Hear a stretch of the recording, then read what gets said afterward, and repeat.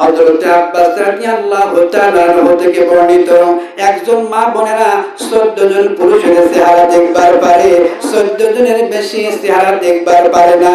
1 নম্বর হলো আপন বাপ, 2 নম্বর হলো আপন চাচা, 3 নম্বর হলো আপন মামা, 4 নম্বর আপন খালু, 5 নম্বর হলো আপন ফুফা, 6 নম্বর হলো আপন ভাই, 7 নম্বর হলো আপন ভাইস্তা, 8 নম্বর হলো আপন ভাগনা, 9 নম্বর হলো আপন ছেলে। ও মানান এইরকম 14 জন পুরুষের চেহারা একজন মা দেখতে পারে। আজকালকার আমাদের মা বোনেরা একদিনে দেখে 14,000 পুরুষের চেহারা রে। ও বাবার বাসামারি দায়া দেখি, উল্লাপাড়া দায়া দেখি, উডুনিয়া দায়া দেখি, মাথার ওড়না খুলাই দিছে রে, আত্মা বোঝাই করে দেখতেছে, একটা বোঝাই করে দেখতেছে।